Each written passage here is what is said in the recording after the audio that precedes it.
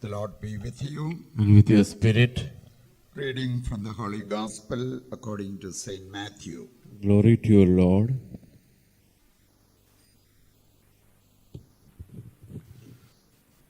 Chapter 5, verses 20 to 26.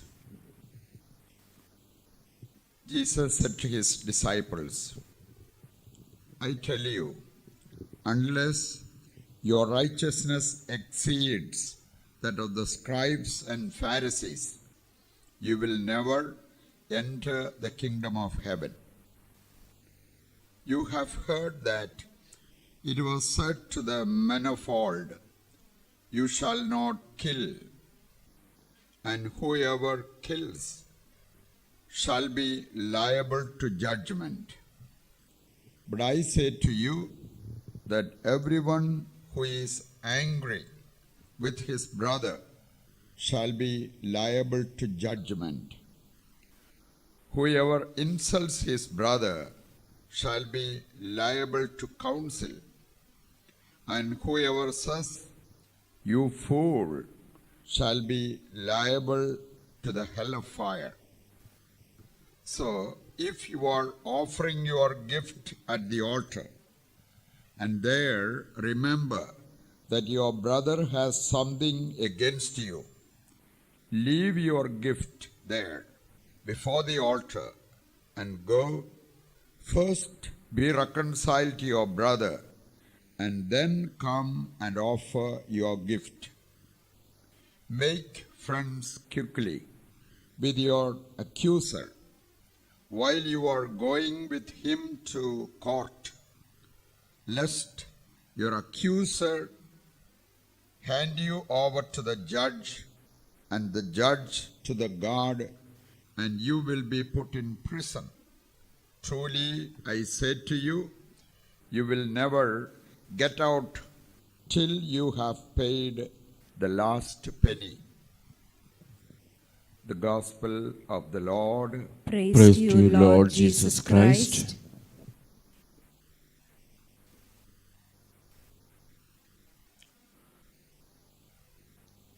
Both the readings tell us about how to preserve our life. When we think of our life, what is most important is our eternal life.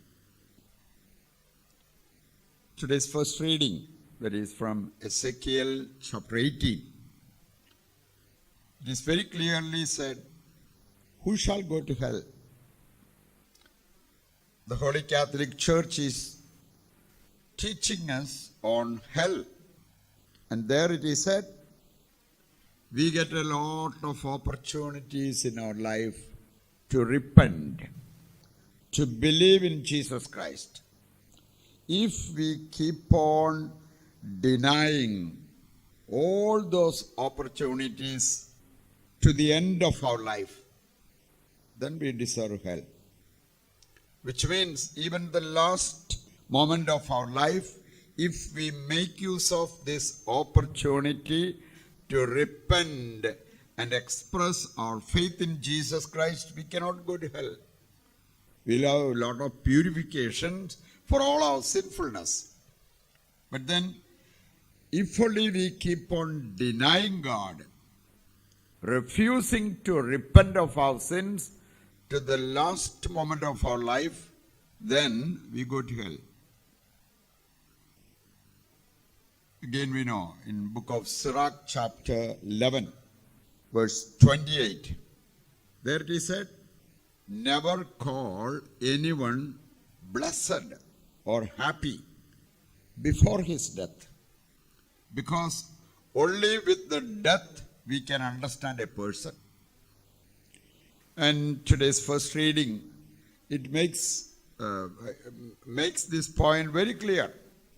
It is said, even if you lived a sinful life for so many years, but then repent and start doing good, then you cannot go to hell, but you will go to heaven.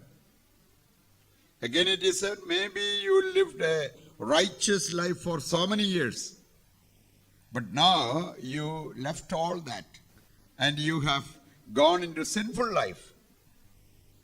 there you shall die. There you shall go to Gehenna. That is what the Word of God is telling us. So, we have before us life and death. We have before us hell and heaven. Whatever we want, we can choose. That is the message. Reflecting on today's gospel. Normally, we know we are afraid of killing somebody. Murder. And we know because of murder we can go to hell. But in today's gospel it is said, if you call your brother, you fool, you shall go to hell. I used to think there are so many people in so many houses. Every now and then they call the other person, you fool, you fool.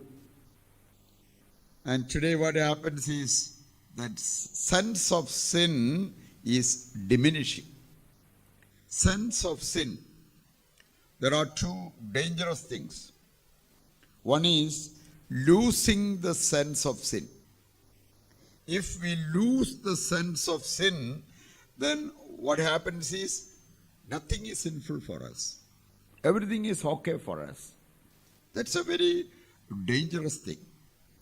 And there is yet another dangerous thing, that is our prayers, our worship becoming very, very mechanical. Today we know even to recite Our Father or Hail Mary, it will mechanically happen. We don't need to reflect on that. We may not be even knowing what we are saying. Our worship, participating in the Eucharist, that also can become very mechanical. And we will not find any fruit in that. So, whenever we pray, whenever we celebrate the Eucharist, that should bear fruits in our life. That's why we got up early morning. We made a lot of sacrifices and we are coming for the celebration of the Mass. Now, when we celebrate, it should bear fruits in our life. And for that, always our heart must be present in our prayer. Our heart must be present in our celebration of the Eucharist. Today, as we go through this celebration, we pray for this grace so that we can regain what we have lost. Our spiritual life we can regain, and thus we become worthy of eternal life.